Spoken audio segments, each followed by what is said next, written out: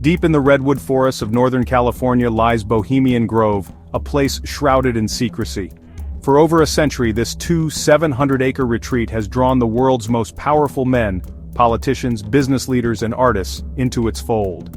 What happens behind its gates? Stories of strange rituals and secret deals have fueled endless speculation. Founded in 1872 by San Francisco journalists and artists, the Grove was meant as an escape, a sanctuary for art, nature, and camaraderie. Its motto, "Weaving spiders come not here," warns against bringing business into the retreat. But over time, artists gave way to corporate titans and political heavyweights, Nixon, Reagan, and others. The Grove became a summer camp for the elite, a networking event for the powerful. Members are forbidden from discussing what happens inside, only deepening the mystery. Are they just enjoying quirky traditions, or is something more sinister at play? Leaked stories paint a picture of a shadow government, pagan rituals, and mock sacrifices. Fact and fiction blur in the whispering woods. My own curiosity began with a simple question. Why does this place exist? What draws men with everything to don robes and chant before a giant stone owl?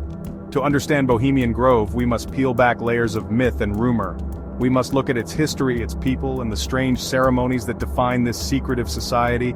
Only then can we glimpse the truth behind the legend. Down a quiet Monterey Road, a guarded gate marks the entrance to Bohemian Grove, a world off limits to the public and especially to women. Membership is all male, by invitation only, with a waiting list that can last decades. Inside, presidents, CEOs, and media moguls gather beneath ancient redwoods. Here, luxury meets roughing it. Cabins and lodges blend into the forest.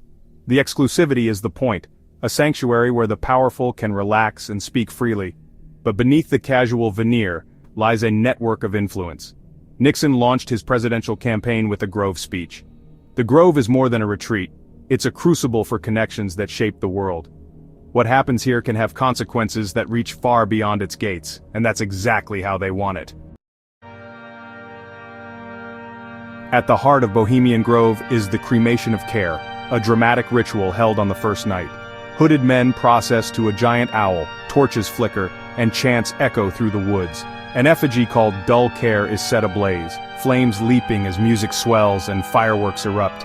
For 2 weeks, all cares are to be forgotten. The Cremation of Care is the Grove's defining act, a ritual of release, unity, and secrecy, and it's just the beginning. I spoke with a longtime attendee who described the Cremation of Care as both strange and moving. The first time you see it, it's awe-inspiring. The scale, the darkness, the torches, the music, the robes. It overwhelms the senses. The atmosphere is electric, anticipation building all day. Everyone talks about it, but nothing prepares you for the real thing. As the ceremony begins, a hush falls. The men, usually loud and jovial, become silent and focused. You feel part of something ancient and important, even if it's just theater. The emotional impact is key. When the effigy burns and fireworks explode, there's a collective release. People cheer, shout, and for a moment you believe you've burned your worries away. This shared experience creates a powerful bond, a kind of group therapy for men under immense pressure. But there's a darker side. Intense group dynamics and pressure to conform. You don't want to be the guy who's too cool for it. You're there to participate. The ritual forges unity, but can also feel coercive. It reinforces the group's identity and its separation from the outside world. The ceremony tells them they are special, holders of secret knowledge. It's a tool for loyalty and solidarity among the world's most influential men. For a few hours they are not leaders, they are bohemians, and that's the real magic of the ritual. The Cremation of Care is just one of many rituals at Bohemian Grove. The 2-week encampment is filled with smaller, often stranger ceremonies. One is the Lakeside Talk, daily lectures by prominent members or guests, covering everything from foreign policy to science. The talks, delivered on a lakeside stage, are off the record, allowing for candid discussion. These talks have shaped history. Ernest Lawrence's 1942 talk helped launch the Manhattan Project. Nixon's 1967 speech set the stage for his presidency. Another tradition is the Grove Play, a grand theatrical production written and performed by members. The plays are elaborate, with professional costumes and orchestras, often exploring mythological or historical themes. For members, it's a chance to step out of their powerful roles and become actors, celebrating art and fellowship. The symbolism is about transformation. Men of action become men of art if only for a night. These lesser-known rituals are as important as the main ceremony. They create an immersive experience, reinforcing the Grove's unique culture. The Grove is a world apart, where the ordinary rules are suspended. Here, the powerful play, perform, and plot, hidden from view, and every ritual deepens the mystery. In 2000, journalist Alex Jones infiltrated Bohemian Grove, capturing the first video of the Cremation of Care. But he also witnessed something stranger, a midnight procession not on any official schedule. Men in robes and costumes, led by bagpipes and carrying a coffin, marched silently through the woods. The mood was somber, almost funereal, a stark contrast to the earlier festivities. Some members ignored the procession, others watched with detached curiosity. The group stopped at a redwood, formed a circle, and began chanting in a guttural language. Jones described a sense of fear and paranoia, worried he'd be discovered. The ritual was brief and mysterious. The procession dispersed as quietly as it had appeared. Its purpose remains unknown, unmentioned in any official club literature. Jones speculated it was a mock Masonic or Druidic rite, perhaps to intimidate or simply entertain. The participants were serious, disciplined, and focused. For an outsider, it was deeply unsettling, a glimpse into the Grove's hidden heart. There are layers of secrecy here, even among the secretive. The midnight ritual hints at a world within a world, and it's a world few will ever see. Why do powerful men engage in such bizarre rituals? The answer is psychological.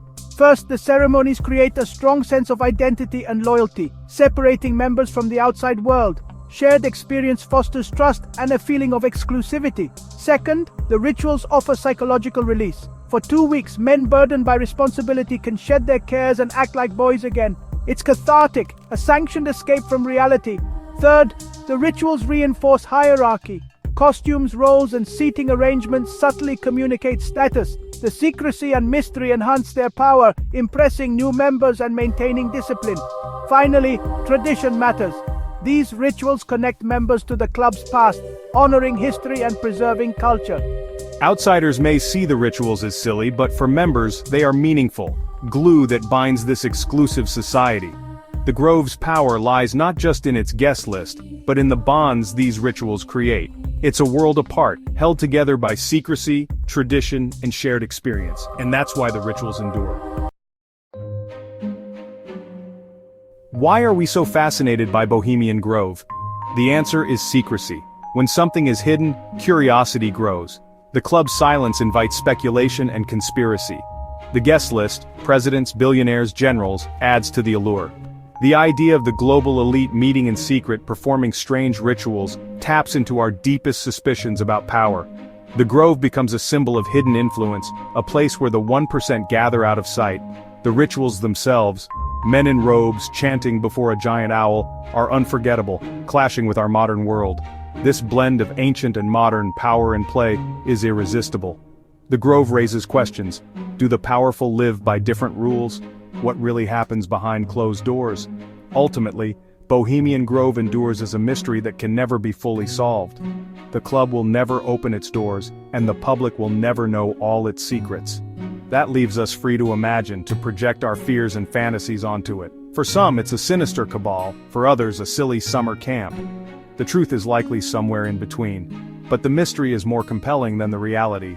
And so, we keep watching, wondering, and whispering. Our journey into Bohemian Grove leaves us with more questions than answers. We've explored its history, rituals, and the psychology behind its secrecy.